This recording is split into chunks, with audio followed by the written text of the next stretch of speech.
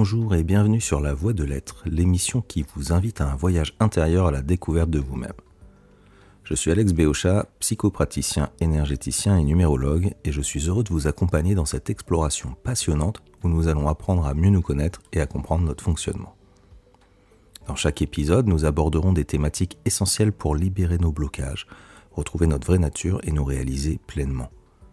Ensemble, nous allons redécouvrir notre potentiel d'être énergétique et multidimensionnel et apprendre à travailler en harmonie avec l'univers et notre âme. Ce cheminement est une invitation à devenir acteur de nos vies, à nous épanouir dans notre authenticité et contribuer ainsi à faire tourner le monde un peu plus rond. Alors que vous soyez en quête de réponses, de sérénité ou simplement curieux d'en savoir plus sur vous-même, ce podcast est fait pour vous. Installez-vous confortablement, ouvrez votre esprit et votre cœur et laissez-vous guider sur la voie de l'être.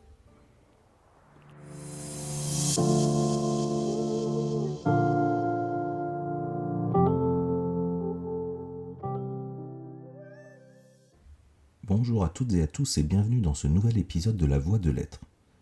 Aujourd'hui, je vous invite à prendre un peu de recul, ou plutôt à prendre de la hauteur.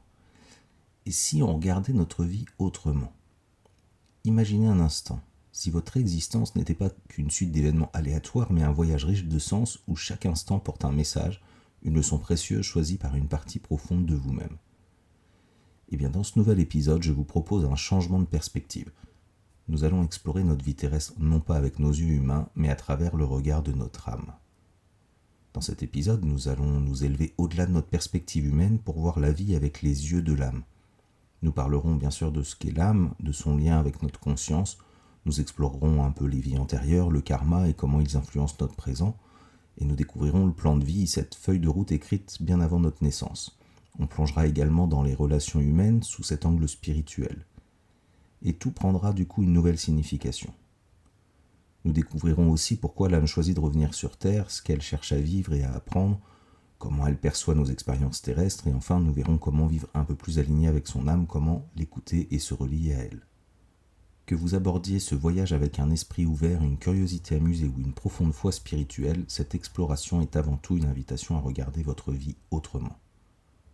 Peut-être que vous trouverez des clés pour comprendre vos défis, des inspirations pour transformer vos relations, ou simplement une étincelle pour vivre avec plus d'authenticité et de présence. Alors laissez votre cœur et votre esprit s'ouvrir à cette aventure. L'âme, qu'elle soit pour vous une métaphore ou une réalité spirituelle, a peut-être bien plus à vous révéler que vous ne l'imaginez.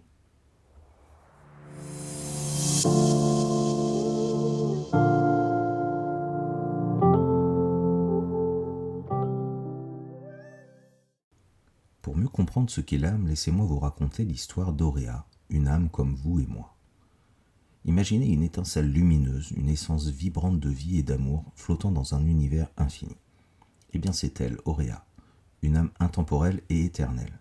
Elle n'a ni début ni fin, et contrairement à ce que l'on connaît dans notre vie humaine, elle ne vieillit pas, elle ne meurt pas.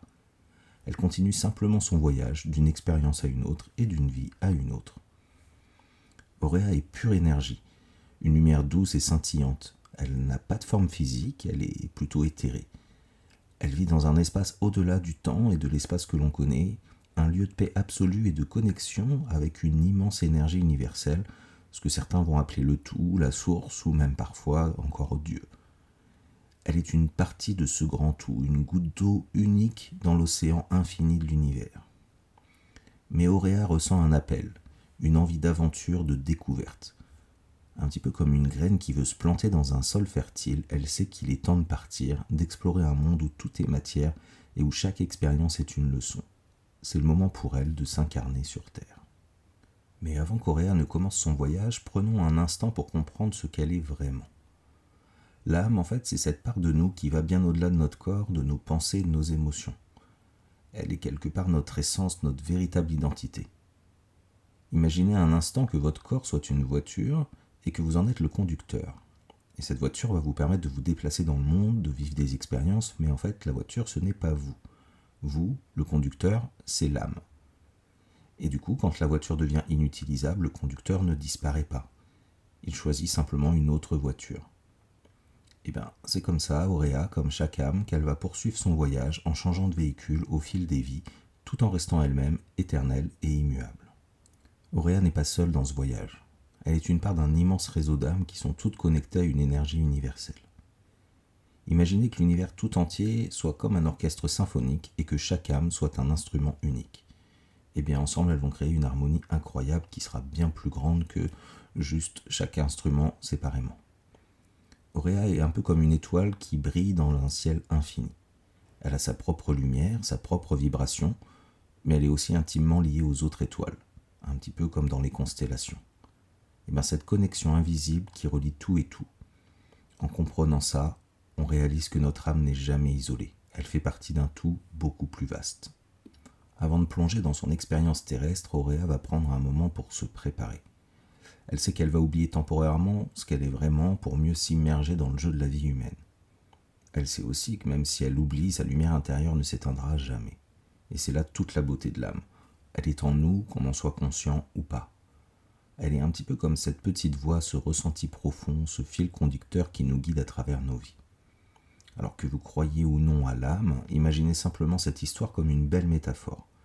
Imaginez que comme Auréa, une part de vous est intemporelle, lumineuse et connectée à l'univers, et que cette part est là pour vous rappeler que la vie est bien plus qu'une simple suite d'événements. En suivant le voyage d'Auréa, on va essayer d'explorer ensemble la vie sous un autre angle, avec un autre regard, et vous le verrez, cela peut devenir une aventure extraordinaire. Imaginez maintenant un instant que votre âme ne commence pas son aventure au moment de votre naissance. Comme un voyageur qui explore différents pays, elle a vécu de nombreuses vies avant celle-ci et chaque incarnation a été au final une nouvelle étape, une autre pièce du puzzle qui compose son histoire d'âme. Alors une vie antérieure c'est quoi ? C'est une existence passée où l'âme s'est incarnée dans un autre corps, à une autre époque et dans un contexte qui est parfois radicalement différent. Et ces vies ne sont pas effacées à chaque nouvelle naissance. Elles laissent un petit peu comme une empreinte profonde, comme la mémoire de l'âme, qui est inscrite dans certains corps énergétiques et qui vont nous suivre de vie en vie. Et ces mémoires, elles façonnent en partie ce que nous sommes aujourd'hui, même si nous n'en avons pas toujours conscience. Mais alors, que transporte l'âme à chaque étape de son voyage ? Eh bien, on va suivre à nouveau Auréa sur son parcours d'âme pour comprendre comment ses vies antérieures et son karma façonnent son expérience terrestre actuelle. Sur Terre, dans cette vie depuis son plus jeune âge, Auréa étonne son entourage par sa capacité exceptionnelle à jouer de la musique. Elle n'a jamais pris de cours et pourtant, dès qu'elle pose ses doigts sur un instrument, des mélodies harmonieuses s'élèvent comme si elle connaissait déjà la langue de la musique. Pourtant, personne dans sa famille ou son entourage n'a d'affinité particulière avec cet art. Les voisins vont parler d'un don, ses professeurs vont l'encourager à développer ce talent, mais Auréa reste intriguée. Pourquoi ce lien si profond avec la musique ? Un jour, lors d'une méditation guidée, Auréa décide d'explorer ses questions sur ce don qui semble hors du commun pour elle. Au fil de la séance, des images s'imposent à son esprit.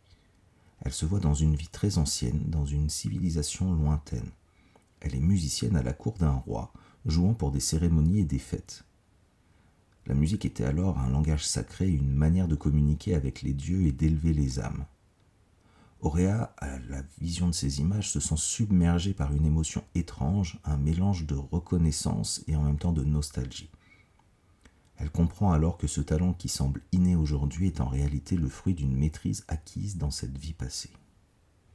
Au-delà de ses qualités musicales, au fil des années, Auréa va nourrir une fascination presque inexplicable pour l'Égypte ancienne. Les pyramides, les hiéroglyphes, les statues des pharaons ont exercé sur elle une attirance presque magnétique.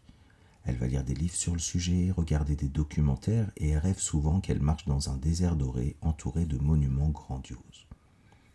Adulte, elle va décider de concrétiser ce rêve et part en voyage en Égypte. Dès son arrivée, une vague d'émotions la submerge. En posant le pied au Caire, elle ressent une joie inexplicable, comme si elle retrouvait un lieu familier après une longue absence. Les odeurs, les sons, les paysages, tout lui semble étrangement juste. Lorsqu'elle visite les temples et s'aventure à l'intérieur des pyramides, elle a l'impression de comprendre leur symbolisme et leur culture de manière presque instinctive, sans aucune explication. Eh bien, Auréa, en fait, avait vécu une vie antérieure en Égypte antique comme scribe, servant dans un temple. Et son voyage réactive en elle ses mémoires enfouies, expliquant cette connexion naturelle qu'elle éprouve pour cette civilisation. Toutefois, toutes les réminiscences de ses vies passées ne sont pas toujours aussi exaltantes. Par exemple, lors d'une randonnée en montagne, Auréa, qui était pourtant enthousiaste à l'idée de grimper son premier sommet, se retrouve submergée par un vertige intense en atteignant le sommet. Une peur presque irrationnelle mêlée de panique va la paralyser. Elle n'en parle pas immédiatement, mais depuis cet événement, elle ressent souvent des vertiges dès qu'elle se trouve en hauteur. Curieuse de comprendre cette peur soudaine, Auréa va pratiquer une séance d'hypnose régressive pour éclaircir cette émotion. Et là, une vision surgit. Elle se voit dans une vie antérieure, perchée sur une haute montagne, gravissant un sentier escarpé. Et puis elle glisse, tombe et succombe à cette chute. Bien que cette mémoire ne soit plus consciente dans sa vie actuelle, son âme porte encore la trace de cet événement traumatisant. Ce souvenir résiduel va s'activer à chaque fois qu'elle se retrouve en hauteur, d'où son vertige inexplicable. Et toutes ces expériences montrent à Auréa que ses dons, ses attirances et ses peurs ne viennent pas de nulle part. Dans ce cas précis, parce que ce n'est pas toujours le cas, ce sont des échos de ses vies antérieures inscrits dans la mémoire de son âme. La musicienne de la cour royale, le scribe égyptien et l'alpiniste courageuse ont laissé leur empreinte en elle et ces fragments d'expérience continuent de l'influencer. Donc comme vous le voyez, les vies antérieures, ce ne sont pas de simples souvenirs. Elles vont constituer une partie des bagages que l'âme transporte avec elle de vie en vie. Et ces bagages, pour Auréa, comme pour nous, représentent à la fois les dons, les forces et les défis accumulés au fil de nos incarnations. Imaginons que l'âme soit comme un voyageur qui fait sa valise avant de partir pour une nouvelle vie. Elle ne va pas tout emporter, elle va emporter seulement ce qui sera utile pour son expérience à venir. Alors cela va inclure les talents, les forces développées dans des vies précédentes, comme pour elle la facilité qu'elle avait pour la musique, mais également les blessures d'âme qui vont être comme des mémoires énergétiques d'expériences douloureuses et non résolues, et les leçons non achevées qui vont prendre la forme de défis dans notre vie actuelle, qu'on peut aussi appeler karma. Alors, justement le karma. Lorsqu'on parle de karma, beaucoup imaginent une sorte de système de punition ou de récompense, des dettes à payer pour des actes passés qu'on a fait mal, qu'on appelle le karma négatif, ou des cadeaux du ciel pour des actions positives, le karma dit plutôt positif.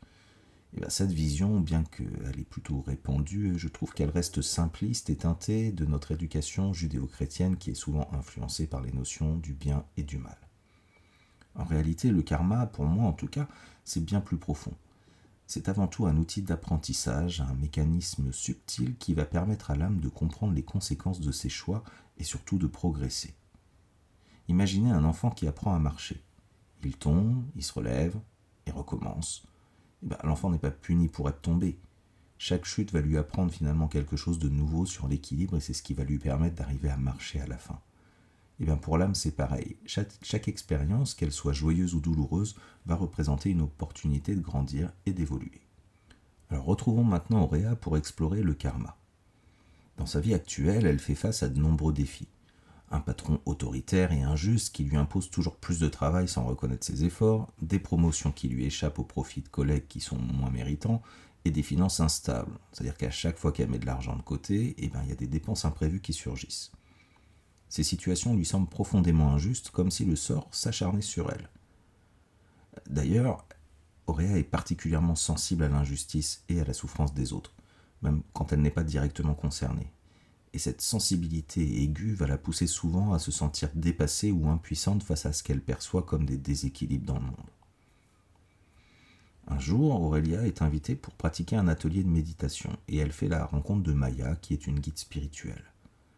Lors d'une séance, Maya va lui parler du karma, cette énergie subtile générée par nos pensées, actions et nos émotions. Elle lui explique que le karma n'est ni une punition ni une récompense, mais simplement un mécanisme d'apprentissage. Que chaque action va créer une empreinte énergétique qui revient non pas pour nous juger, mais pour nous enseigner et rééquilibrer. Très intriguée, Auréa décide d'explorer son propre karma à travers une méditation guidée avec Maya.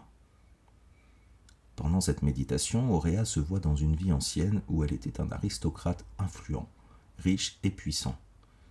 Et dans cette existence, elle avait abusé de ses privilèges pour satisfaire ses désirs personnels, exploitant des paysans et des ouvriers qui travaillaient sous son autorité.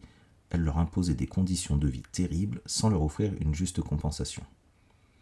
Manipulatrice quelque part, elle utilisait son pouvoir pour détourner les situations à son avantage, causant ainsi de grandes souffrances à tous ceux qui dépendaient d'elle. Cette révélation lui a fait comprendre que certaines des épreuves qu'elle traverse aujourd'hui sont des réponses à ses choix passés. Elle expérimente dans cette vie ce qu'elle a fait subir à d'autres dans une vie antérieure.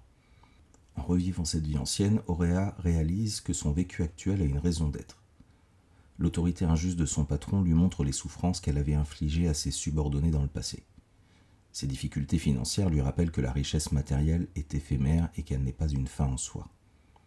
Et sa sensibilité à l'injustice pourrait être quelque part une manière de compenser les injustices qu'elle a elle-même causées et y voir là une opportunité de cultiver l'empathie et la générosité. Parce que le karma ne punit pas, il enseigne. En vivant ces expériences sous un angle différent, Auréa apprend à mieux comprendre les conséquences de ses actions et du coup peut rééquilibrer l'énergie qu'elle avait déséquilibrée autrefois. Auréa découvre du coup que le karma ne se limite pas à des dettes à payer. Il s'agit en fait d'un cycle d'apprentissage qui est plutôt basé sur l'amour et la compréhension. Les expériences difficiles ne sont donc pas des obstacles, mais des chances de choisir une autre façon d'y répondre. Elle va comprendre également que le libre arbitre joue un rôle fondamental. Parce que bien que ses actions passées influencent son présent, elle reste libre de décider comment réagir à chaque situation. Et en choisissant des réponses qui sont plus alignées avec son essence véritable, elle peut transcender ses blessures et transformer son karma. L'histoire d'Auréa nous montre que le karma va agir comme un miroir, nous offrant des opportunités d'équilibrer nos expériences. Par exemple, si dans une vie passée vous avez vécu en reclus par peur d'être blessé, votre vie actuelle pourrait peut-être vous pousser à vous offrir aux autres, même au prix de grandes vulnérabilités. Et ce n'est pas une punition, mais une chance d'apprendre à vivre pleinement les relations humaines dans cette vie. Encore une fois, si vous aviez causé par exemple du tort à quelqu'un dans une autre vie, vous pourriez expérimenter une situation similaire aujourd'hui pour comprendre les émotions et les souffrances de l'autre. Toutes ces expériences ne sont pas des fatalités, mais plutôt des opportunités de rééquilibrer les énergies et de grandir spirituellement. Et ce qui est magnifique dans le karma, c'est qu'en fait, il ne nous enferme pas dans le passé. Auréa découvre qu'elle peut toujours choisir de répondre différemment, avec compassion et sagesse, plutôt que de répéter les anciens schémas qu'elle avait dans son autre vie. Et chaque défi va devenir alors une chance de transformer son énergie et de créer une vie plus alignée avec son âme. Vous voyez, les vies antérieures, ce ne sont pas des prisons, mais plutôt des chapitres dans un livre qui est beaucoup plus grand. Et chaque chapitre va enrichir l'histoire de l'âme sans la définir entièrement. En reconnaissant les empreintes du passé, Auréa va apprendre à les comprendre, à les transcender et à avancer avec plus de légèreté. En résumé, on pourrait dire que le karma et les vies passées ne sont pas des poids que nous traînons. Ce sont plutôt des outils qui vont nous permettre d'évoluer, de comprendre, d'aimer davantage et de devenir surtout plus alignés avec notre essence véritable. Et si, comme Auréa, vous commenciez à voir vos défis actuels comme des clés pour ouvrir de nouvelles portes, eh bien peut-être que vous découvrirez que chaque épreuve est une opportunité de grandir et d'écrire un nouveau chapitre plus lumineux dans le livre de votre âme.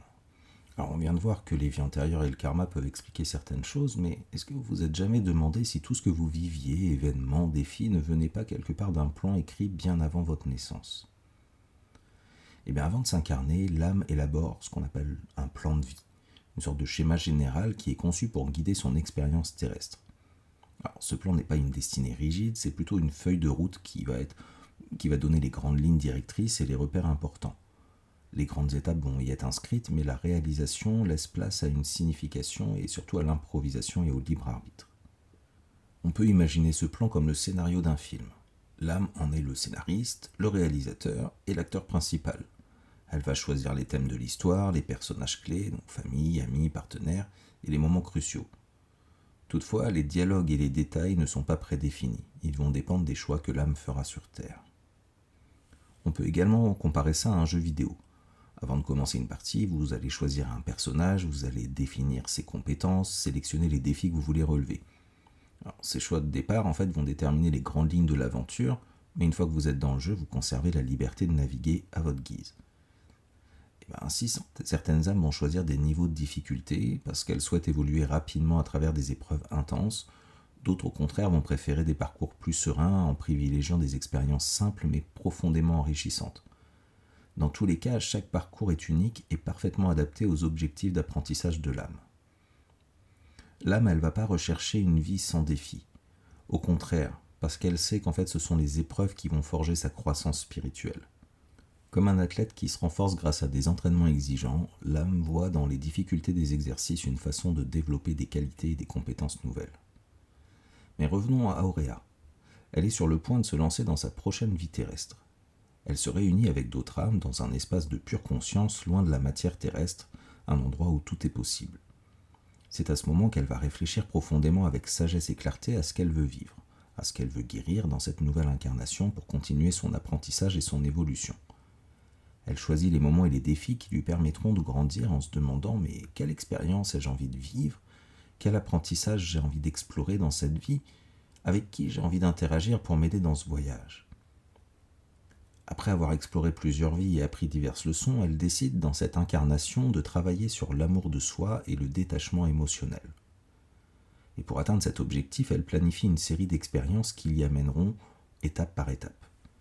Elle choisit du coup de naître dans une famille où les défis qui vont être liés à l'amour inconditionnel se manifesteront. Son père ne la désire pas et sa naissance n'était pas prévue. Sa mère en revanche va lui offrir un amour si intense qu'il deviendra presque étouffant. Auréa vivra également les conséquences des disputes parentales marquées par des séparations et des réconciliations permanentes qui vont influencer sa vision future dans ses relations de couple. Mais ce n'est pas tout, parce que Auréa intègre dans son plan une épreuve particulièrement difficile.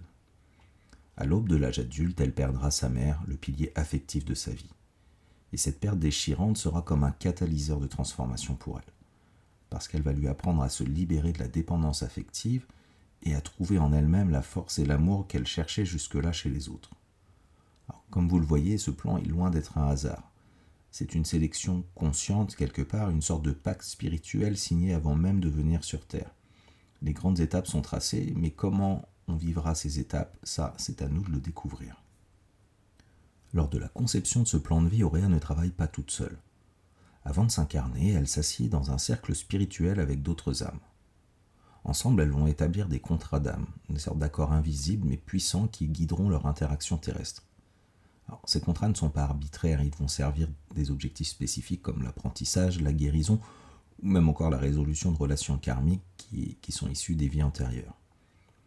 Dans le cas d'Auréa, une âme choisit d'être sa mère, offrant un amour exclusif mais aussi des défis qui testeront son autonomie émotionnelle. Une autre âme va accepter d'être une amie proche, jouant un rôle clé pour l'aider à surmonter une épreuve douloureuse. Ces accords, bien qu'invisibles, sont comme des graines plantées avant notre naissance, qui sont prêtes à germer lorsque le moment sera venu. Alors maintenant, malgré la profondeur et la précision du plan de vie, il ne s'agit pas d'un itinéraire figé. Une fois incarnée, Auréa va disposer de son libre arbitre pour naviguer à travers les situations et les relations. Elle peut choisir de répondre aux défis avec résilience et sagesse ou au contraire de se laisser submerger par les émotions. Et c'est précisément ce mélange entre une sorte de planification spirituelle et une improvisation humaine qui rend chaque vie si unique. Un petit peu comme un acteur qui s'épanouit dans son rôle tout en apportant sa petite touche personnelle, eh bien l'âme d'Auréa va évoluer en fonction des choix qu'elle fait. Les épreuves qu'Auréa traverse ne sont encore une fois pas des punitions mais des opportunités de grandir. La perte de sa mère, bien qu'intensément douloureuse, va devenir une clé essentielle de son évolution. Pourquoi ? Parce qu'elle lui permet de découvrir une force intérieure insoupçonnée qu'elle n'aurait jamais connue autrement et de commencer à apprendre à s'aimer par elle-même. Ces défis, soigneusement choisis dans son plan de vie, vont servir à équilibrer des karmas anciens tout en l'aidant à progresser spirituellement. Ils vont lui enseigner que l'amour véritable commence par soi-même et que le détachement est une voie vers la liberté intérieure. Ainsi, chaque vie est une étape de plus dans cette vaste école qu'est l'existence. Imaginez un petit peu l'âme comme un élève assidu qui avance d'année en année, explorant des matières variées et en approfondissant sa compréhension de la vie. Et bien, comme un étudiant qui ne peut pas tout apprendre en une seule session, l'âme va progresser graduellement, incarnant différents rôles et vivant des expériences surtout diversifiées pour s'affiner dans sa compréhension de la vie et surtout évoluer. Donc ce processus, il est tout sauf linéaire. Parfois, on maîtrise rapidement certaines leçons et d'autres moments, on est obligé de revenir sur les mêmes thèmes pour les comprendre plus en profondeur.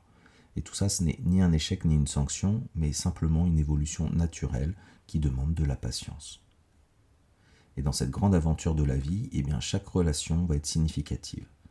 Les contrats d'âme vont guider nos rencontres, qu'elles soient joyeuses ou difficiles. Les relations marquantes, qu'elles soient source de bonheur ou de douleur, vont être des opportunités de guérir, d'apprendre et d'évoluer ensemble. Ainsi, Auréa ne va pas choisir au hasard les âmes qu'elle rencontrera. Chaque personne qu'elle va croiser sur son chemin, qu'elle soit un allié ou au contraire un antagoniste, va contribuer à tisser la toile complexe et riche de son évolution. Maintenant que nous comprenons que chaque moment, chaque rencontre a un sens profond, que ce soit une joie ou une difficulté, voyons comment ces contrats d'âme se manifestent dans les relations que nous vivons. Les relations humaines, comme des fils d'une toile complexe, ne sont jamais vraiment le fruit du hasard. Pensez à ces rencontres qui marquent profondément, laissant une empreinte indélébile, qu'elle soit source de joie ou de douleur d'ailleurs. Et si chaque personne jouait un rôle précis dans notre apprentissage et notre évolution? Comme on l'a vu, avant chaque incarnation, notre âme passe des contrats avec d'autres âmes. Ces accords, qui vont être tissés dans des dimensions beaucoup plus spirituelles, vont être établis pour s'entraider et grandir sur Terre. Ces contrats vont inclure des leçons spécifiques, des guérisons nécessaires ou encore des relations karmiques qui vont être issues des vies antérieures. On peut imaginer un peu ça comme un accord entre des acteurs d'une pièce. Chacun va accepter un rôle pour faire avancer l'histoire. Par exemple, une âme pourrait choisir d'être un parent strict pour aider une autre âme à apprendre l'autonomie. Ou encore, une autre âme pourrait accepter d'incarner un partenaire aimant pour enseigner la confiance. Alors, ces rôles parfois exigeants vont être choisis avec amour dans tous les cas et dans un but commun d'évolution. Cependant, ces accords ne vont pas toujours être clairs sur le moment. Et une relation difficile, une trahison ou une perte douloureuse peut cacher une leçon importante pour notre âme. Cela ne signifie pas qu'on doit tout accepter sans réagir, mais ça peut nous inviter à chercher le sens profond derrière ces expériences parfois douloureuses. Pour l'âme, les relations humaines, c'est comme un immense laboratoire, parce qu'à travers les liens que nous tissons, nous apprenons des leçons essentielles, l'amour, le pardon, la compassion, ou encore l'importance de poser des limites. Dans sa quête d'évolution, Auréa va illustrer la richesse et la complexité des contrats d'âme à travers plusieurs types de relations. Déjà, on va parler des relations karmiques. Les âmes karmiques, ça va être celles avec lesquelles nous avons des dettes ou des blessures non résolues issues de vies antérieures. Et ces relations sont souvent intenses et même très souvent aussi difficiles, mais elles vont nous offrir une opportunité unique de guérir ensemble. Dans une de ses vies passées, Auréa, qui était alors un chevalier médiéval, partageait un amour profond avec une âme qui dans cette vie se réincarnera sous le nom de Léandro. Leur histoire tragique fut marquée par une séparation brutale. En revenant de la guerre, Auréa découvre que son épouse, incarnée par Léandro, a été assassinée. Elle est rongée par la culpabilité de ne pas avoir été là pour empêcher ça, et l'âme d'Auréa va porter cette blessure à travers les âges. Dans cette vie, leurs âmes se retrouvent. Leur rencontre est un véritable coup de foudre. Mais Auréa ressent une peur constante de perdre Léandro, une émotion profondément enracinée dans leur passé commun. Un jour, lors d'une randonnée, Léandro se blesse gravement, et Auréa, très dévouée à lui, va tout gérer pour lui porter secours. Sans le savoir, en soutenant Léandro et en lui sauvant quelque part la vie, elle libère leur karma collectif. Quelques mois après cet événement, leur relation va prendre fin. Et bien que douloureuse, cette séparation marque pour Auréa l'opportunité de travailler aussi sur sa blessure d'abandon et sa dépendance affective. Et puis dans les relations que nous rencontrons souvent sur Terre, il y a les âmes sœurs. Les âmes sœurs, elles vont partager avec nous un lien profond qui est souvent tissé au fil de nombreuses vies communes partagées. Contrairement à l'idée romantique qu'on s'en fait, une âme sœur, ça peut être un partenaire bien sûr, mais ça peut être aussi un ami ou même un rival. Alors quel est leur rôle? Eh bien c'est de nous aider à évoluer, parfois en douceur et parfois en nous confrontant à nos propres limites. Avant de s'incarner, Auréa sollicite une âme sœur, Anouk, pour l'aider à dépasser ses schémas de dépendance affective.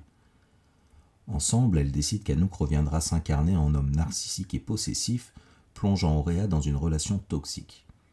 Si cette épreuve est difficile, elle va représenter un immense acte d'amour de la part d'Anouk qui accepte ce rôle pour l'aider à se libérer et à s'aimer pleinement. Grâce à cette expérience marquante, Auréa atteint un tournant dans son parcours. Ça va l'aider à apprendre à s'aimer elle-même et surtout à poser des limites saines.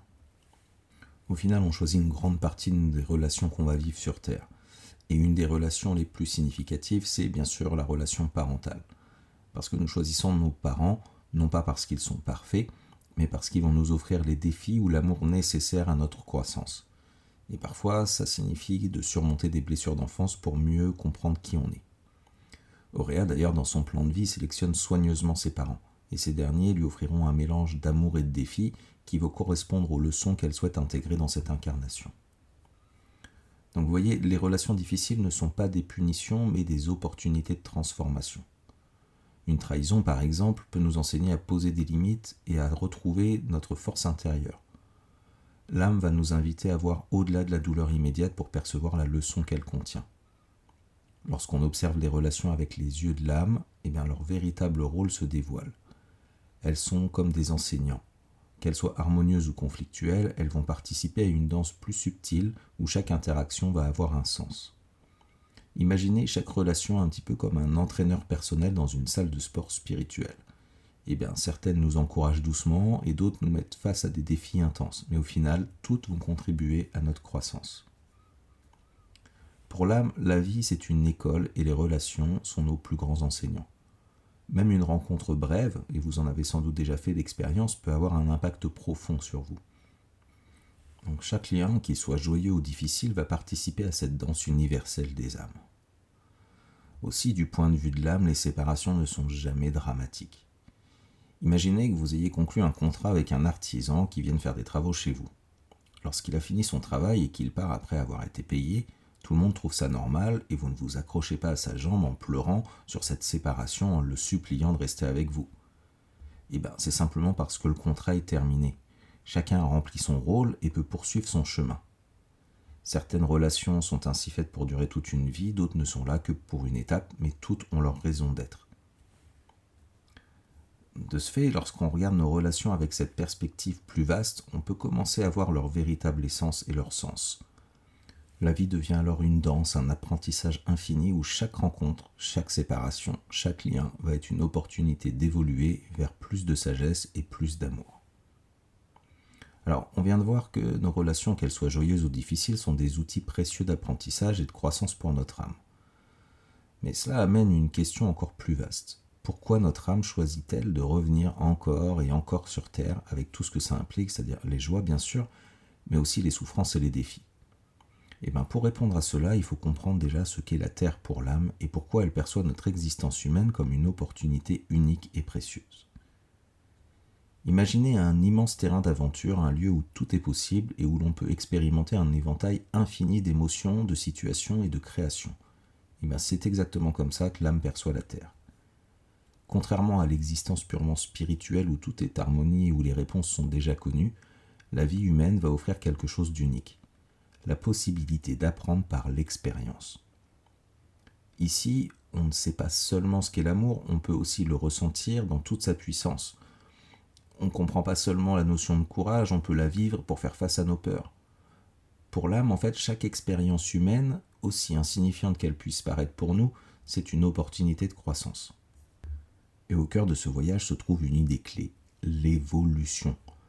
L'âme, en fait, c'est comme une étincelle de l'univers, une partie du tout, qui va chercher constamment à s'étendre, à comprendre, à devenir une expression encore plus riche de l'amour et de la lumière.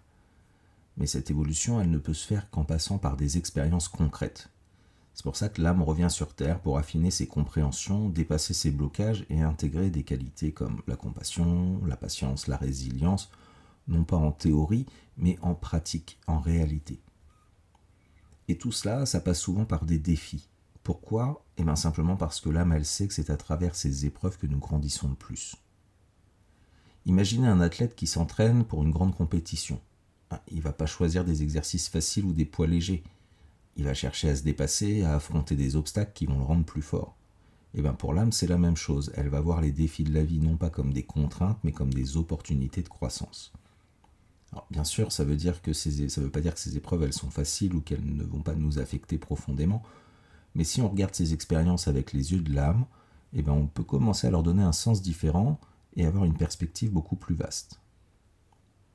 Alors certaines personnes se demandent peut-être, si l'âme évolue au fil des vies, pourquoi ne cesse-t-elle pas de revenir un jour ? On parle effectivement des fois de fin de cycle d'incarnation. La réponse quelque part pour moi elle est simple, c'est que l'évolution c'est un processus infini. Chaque vie c'est une nouvelle étape, un nouveau chapitre dans une histoire qui est beaucoup plus grande. Et même les âmes qui semblent déjà très évoluées peuvent choisir de revenir sur Terre alors, non seulement déjà pour continuer leur propre chemin, mais aussi pour aider d'autres âmes à avancer. C'est pourquoi on rencontre parfois des personnes qui semblent avoir une sagesse ou une sérénité un peu hors du commun. Elles sont peut-être ici simplement pour nous inspirer et nous guider. Alors on vient de voir que l'âme choisit de revenir sur Terre pour apprendre, grandir et évoluer, mais comment vit-elle ces expériences humaines ? Comment une essence spirituelle comme l'âme peut s'intégrer dans un monde matériel et quel est le rôle de la conscience dans cette aventure ? Alors, revenons à Auréa. Dans cette vie, elle a traversé des épreuves marquantes depuis le décès de sa mère. Un divorce difficile et la perte de son emploi. Dans ces moments de turbulence, elle s'est sentie submergée par la douleur et par le doute. Ça lui a donné presque la sensation que le destin s'acharnait contre elle à nouveau. Voilà son ressenti d'être humain. Mais qu'en est-il de son âme ? Eh bien, pour l'âme, la vie humaine, c'est un peu une aventure unique, à la fois profonde, mais aussi ludique. Vue sous un angle spirituel, l'existence terrestre va ressembler à une immersion dans un monde virtuel riche en émotions, en sensations et en enseignements.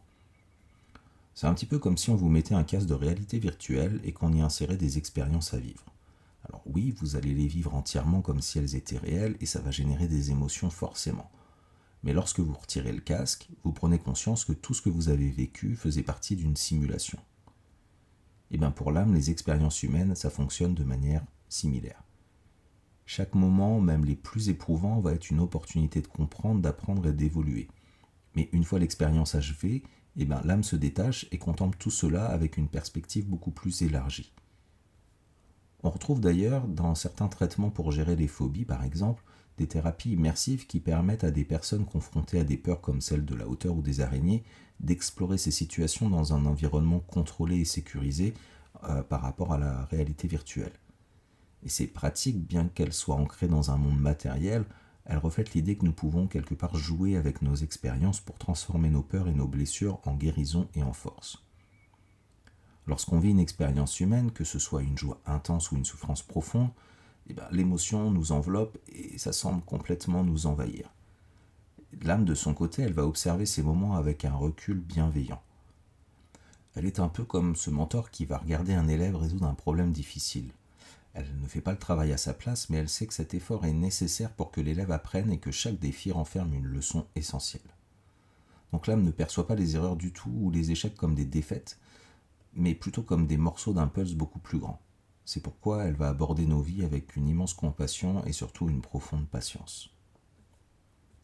Donc l'âme, cette énergie infinie et vibrante, elle peut ressembler quelque part à un musicien talentueux. Mais pour exprimer sa musique dans notre réalité terrestre, elle a besoin d'un instrument. Et cet instrument, c'est la conscience. Alors la conscience, c'est cette faculté qui va nous permettre de percevoir, de ressentir et de comprendre le monde. Elle agit un petit peu comme une interface entre le spirituel et le concret, traduisant les aspirations profondes de l'âme en pensée, en choix et en action. C'est un petit peu comme une fenêtre ouverte entre l'âme et notre existence humaine. Et quand cette fenêtre est claire, la lumière de l'âme peut entrer et elle va illuminer nos pensées, nos décisions et nos actions. Et on ressent à ce moment-là souvent une profonde connexion, une clarté d'intuition et une harmonie naturelle. Alors, cependant, la conscience humaine, elle est malléable aussi. Elle est influencée par nos expériences, notre éducation, nos émotions et aussi nos conditionnements. Et parfois, elle se trouve limitée par des doutes ou des jugements. Et c'est alors un petit peu comme si notre fenêtre s'embuait, se voilait, peinant alors à laisser rentrer la lumière de l'âme pour se manifester pleinement dans notre vie. Auréa a d'ailleurs expérimenté ça quand sa conscience était embrouillée par des émotions d'échec et de sentiments de rejet et d'abandon, et la vie lui paraissait alors bien terne et sans goût. Heureusement pour nous, la conscience possède une faculté précieuse, celle de s'ouvrir et de s'aligner davantage avec les intentions profondes de l'âme. Ce processus d'élargissement, quelque part, c'est un peu comme un nettoyage progressif de la fenêtre qui relie notre dimension humaine à notre essence spirituelle. Et chaque fois que nous cultivons cette clarté intérieure, on permet à la lumière de l'âme de circuler sans entrave en nous et d'éclairer plus facilement nos pensées, nos choix et nos actions. Alors, bien sûr, cet alignement ne se fait pas automatiquement. Il va demander un effort conscient pour observer nos doutes, dépasser nos conditionnements et libérer les voiles qui vont quelque part noircir un petit peu notre vision intérieure. Mais en retour, cette connexion va nous apporter davantage d'intuition, de sérénité et de mettre surtout du sens dans nos expériences quotidiennes. En entreprenant un travail sur elle, en prenant du recul et en se remettant en question, Auréa a commencé à nettoyer sa fenêtre et à entendre plus clairement les messages de son âme. Malgré les défis vécus, l'âme d'Auréa n'était jamais vraiment loin. Elle lui murmurait tout ce qui lui était nécessaire à travers ses intuitions et des élans d'espoir qui l'encourageaient à persévérer. Il lui fallait juste retrouver suffisamment de clarté en elle pour l'entendre. Par exemple, une inspiration soudaine a poussé Auréa à entreprendre une formation dans un domaine qui la passionnait depuis toujours. Et ce choix, motivé par une intuition forte, ça a été le point de départ d'une nouvelle carrière alignée beaucoup plus avec ses aspirations profondes. Elle a également bâti des relations sincères, redécouvert sa capacité à s'aimer et renforcé ses priorités. Cette transformation a été possible grâce à une écoute attentive de sa petite voix intérieure et surtout à sa volonté d'élargir sa perspective. Ainsi, chaque cicatrice émotionnelle s'est transformée en marque de sagesse. Et ces épreuves vues à travers le prisme de l'âme étaient au final des étapes nécessaires pour son évolution. Alors comme vous le voyez, l'âme et la conscience fonctionnent en étroite collaboration. L'âme va envoyer ses inspirations sous forme d'intuition, de petites voix intérieures ou de puissants élans vers une direction particulière, et la conscience, de son côté, elle va traduire ces messages dans la réalité matérielle en prenant des décisions et en agissant. Maintenant, comme on l'a vu, cette coopération n'est pas toujours fluide. La conscience, qui peut être influencée par nos peurs ou nos croyances limitantes par exemple, va pouvoir parfois résister à ces appels de l'âme. Et ces moments de dualité, bien qu'ils soient inconfortables, on peut les voir en réalité comme des occasions précieuses pour grandir. Parce qu'en fait, ils nous incitent à ajuster notre perception, à questionner nos blocages, et en fait à renforcer notre alignement avec cette essence profonde qu'est l'âme. Par exemple, lorsqu'Auréa s'est sentie paralysée par la peur de l'avenir, son âme, pour l'aider, a suscité une série de synchronicités. Des rencontres fortuites avec des personnes qui l'ont inspirée et qui l'ont guidée vers d'autres aspirations, ou encore des opportunités inattendues qui l'ont encouragée à avancer. Bien que l'âme ait une intention globale avant de s'incarner, un plan général d'évolution, le plan de vie dont on a parlé, elle va laisser à la conscience humaine le pouvoir du choix. Et ce libre arbitre, il est essentiel parce qu'il permet une véritable co-création de notre expérience de vie.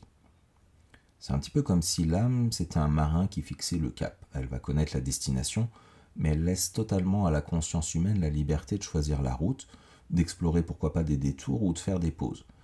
Et ce pouvoir de choisir comment réagir aux événements de la vie, c'est au cœur de notre liberté humaine. Il va transformer ainsi chaque expérience en un terrain fertile pour la croissance spirituelle. Et peu importe les détours ou les erreurs, en fait, l'âme, elle va recueillir les enseignements de chaque étape. Auréa avait toujours été passionnée par les animaux. Mais elle n'avait pas suivi cette voie parce qu'elle était convaincue que ce n'était pas un métier convenable pour elle. Alors, poussée par des attentes extérieures, des autres de sa famille, des pressions, elle avait pris une direction totalement différente, ce qui l'avait amenée à rencontrer d'ailleurs son mari. Et plus tard, après un divorce éprouvant et un licenciement inattendu, elle a finalement décidé d'écouter son intuition et de renouer avec ses aspirations profondes, aidée par les synchronicités de sa petite voix, qui avait orchestré un petit peu des choses pour la guider. Et bien qu'elle était réticente au départ, elle s'est finalement formée dans le domaine qui la passionnait depuis toujours, les animaux, un choix qui a également conduit à un déménagement. Et ce changement de cadre s'est révélé bénéfique pour elle. Pourquoi ? Parce que là-bas, elle a fait la rencontre d'un homme avec qui aujourd'hui elle partage une vie épanouie et heureuse. Vous voyez, cette histoire, elle illustre que pour atteindre une même destination, il existe de multiples chemins. Et parfois, ces détours enrichissent notre parcours en nous offrant des leçons essentielles. Pour Auréa, son divorce a été l'occasion d'apprendre à s'aimer et à affirmer ses besoins, tandis que la perte de son emploi a finalement l'a guidée vers une carrière bien plus en phase avec ses aspirations profondes. Du coup, vous voyez, les défis qui semblaient être des obstacles se sont transformés en tremplins vers une vie beaucoup plus alignée et authentique. Ces moments de tension ou d'hésitation entre deux choix qu'on peut vivre régulièrement, c'est souvent des invitations de notre âme à revenir à l'essentiel. Ils vont nous encourager à écouter cette petite voix intérieure et à suivre ce qui résonne profondément en nous. Maintenant, si la conscience est un allié indispensable pour notre âme dans cette aventure terrestre, elle va utiliser aussi les émotions et le corps comme outil d'apprentissage. Chaque sensation ou émotion, qu'elle soit agréable ou inconfortable, c'est quelque part une clé vers une compréhension plus profonde de soi. Je vous invite, si vous le souhaitez d'ailleurs, à réécouter ou à écouter l'épisode, je crois de mémoire l'épisode 3 sur les émotions. La joie, par exemple, pourrait être un indicateur d'alignement qu'on est en alignement avec notre âme et notre chemin spirituel. La tristesse ou la peur vont nous inviter à explorer des blessures ou à amorcer une guérison. Et la colère peut nous signaler un besoin de poser des limites ou de rétablir un équilibre. Même les émotions qui sont difficiles, elles ont leur utilité parce qu'elles nous guident vers une meilleure compréhension de nos besoins et de nos aspirations. Et en les accueillant finalement avec curiosité et bienveillance, on peut transformer ces expériences en opportunités de croissance. Auréa, elle a d'ailleurs maintenant appris à écouter ses signaux. Et la peur qu'elle ressentait face à un nouveau projet était un indice qu'elle devait explorer ses insécurités et renforcer sa confiance en elle. Et en y faisant face, elle a réalisé que cette peur, c'était au final une opportunité de grandir. Donc vous voyez, l'âme et la conscience, ils forment quelque part un partenariat inséparable et complémentaire. L'âme va apporter la vision, l'intuition et le désir d'évolution, et la conscience, de son côté, elle va traduire cette sagesse dans le monde physique. Ce cheminement où la conscience va s'ouvrir de plus en plus à la lumière de l'âme, c'est un processus constant. Et plus nous apprenons à observer sans jugement et à écouter nos intuitions, et plus on permet à notre vie de s'éclairer avec clarté, avec de la paix et en harmonie avec notre âme. L'âme et la conscience, en travaillant main dans la main, vont transformer chaque expérience, qu'elle soit heureuse ou difficile, en une occasion d'apprendre, de grandir et de créer une vie profondément alignée avec notre essence et nous-mêmes. Alors maintenant, dans le rythme effréné du quotidien qu'on vit, ça peut être assez facile de s'éloigner de notre essence profonde. Pourtant, il y a quelques signes de désalignement qui ne passent pas inaperçus, à condition vraiment d'y prêter attention. Un désalignement avec son âme peut se manifester souvent par des ressentis comme un sentiment de vide malgré des réussites extérieures, une impression de manquer de quelque chose d'essentiel, ou encore des blocages répétitifs, des schémas qui vont se répéter comme si la vie nous présentait encore et encore les mêmes défis. Voilà, ou encore une perte de sens, l'impression de vivre en pilote automatique, sans passion ni direction claire. Si on reprend l'exemple d'Auréa, elle ressentait une profonde insatisfaction dans sa carrière, une sorte de vide qu'elle ne pouvait pas ignorer. Elle s'était éloignée au final de ses aspirations initiales pour suivre un chemin qui était plutôt dicté par les attentes des autres. Et ce désalignement s'est traduit par une accumulation de frustration jusqu'à ce que les événements bouleversants comme son divorce et son licenciement l'amènent à revoir ses priorités et à écouter enfin son âme.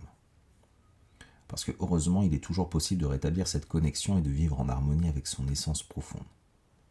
La première étape déjà va consister à se rappeler que nous ne sommes pas seulement un corps ou un mental, mais une entité spirituelle et multidimensionnelle vivant une expérience humaine.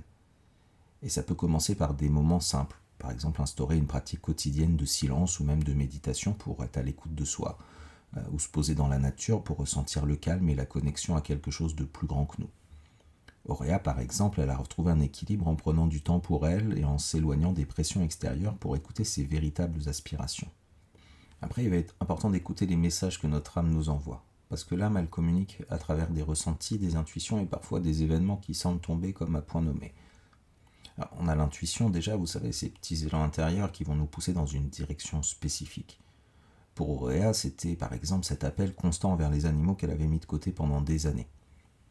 Les émotions aussi vont être des informations. La frustration ou la tristesse, par exemple, peuvent indiquer des domaines dans notre vie qui ne sont plus en phase avec notre essence profonde, avec notre âme. Ça peut être par ce biais-là que l'âme nous informe qu'on n'est pas sur le bon chemin.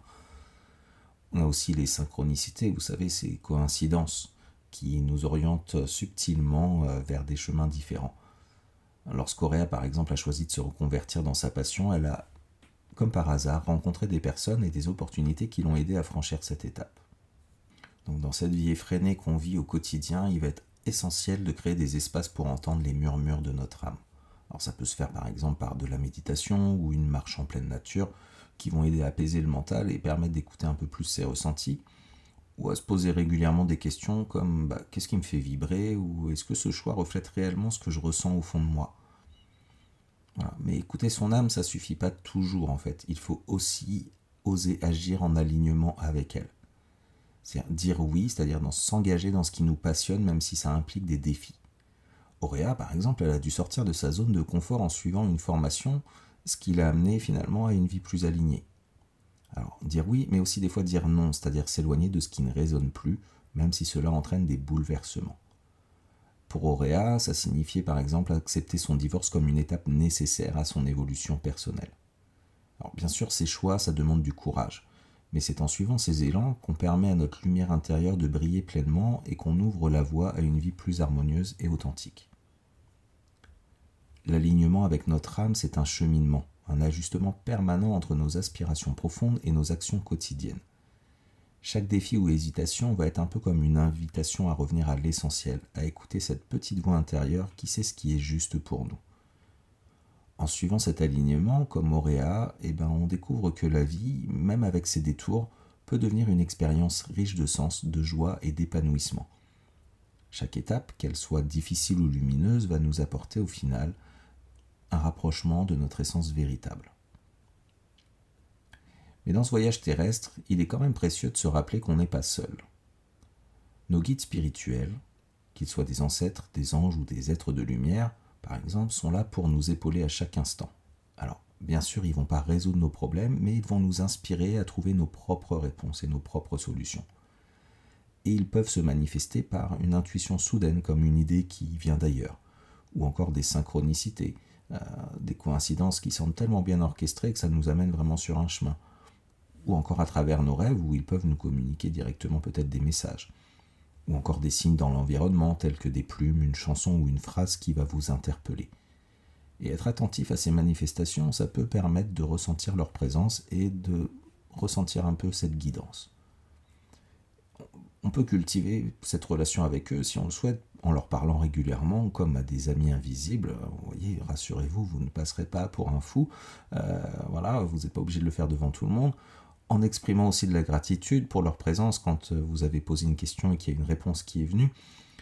Et en ayant confiance, même quand leur guidance peut sembler déconcertante et qu'on ne comprend pas trop le chemin vers lequel ils veulent nous amener. En tout cas, entre les contrats d'âme et nos guides, très clairement, nous ne sommes jamais seuls dans cette vie.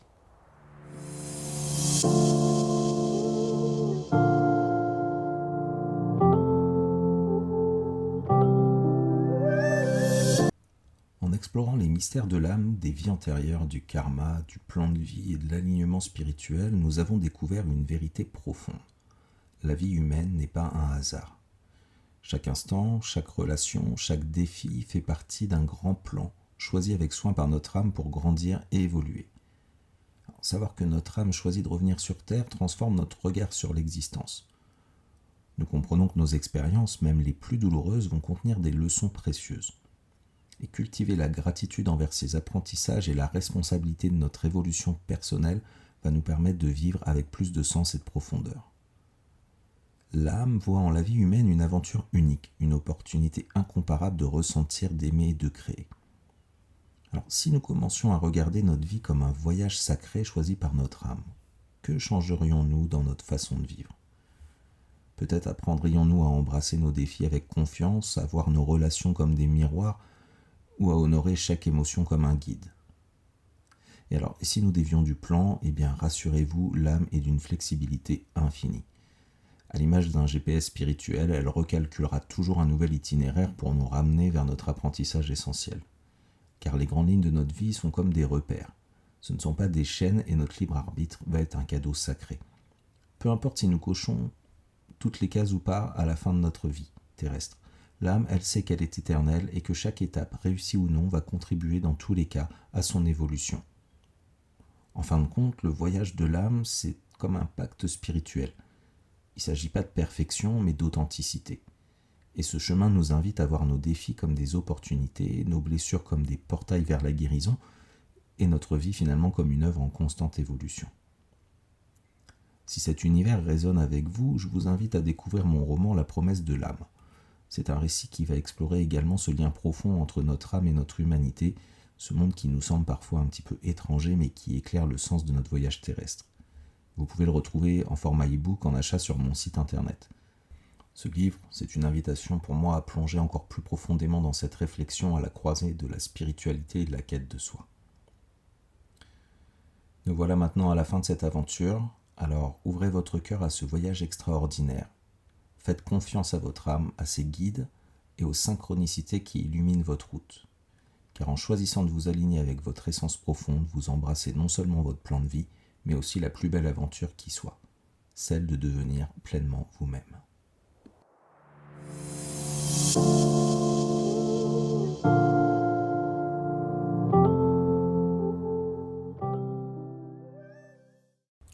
Merci de m'avoir écouté.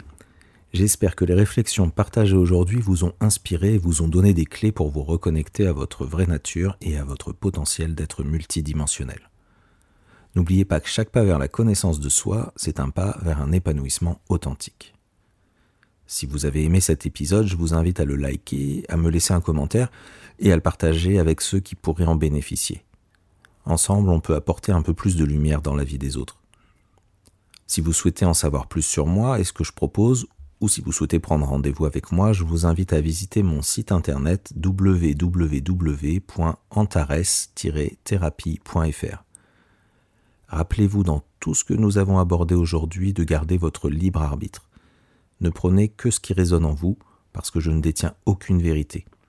Je partage en toute simplicité mes connaissances, mon expérience et des clés de compréhension qui, je l'espère, vous seront utiles. Alors, je vous donne rendez-vous dans 2 semaines pour un nouvel épisode et d'ici là, prenez bien soin de vous. À très bientôt.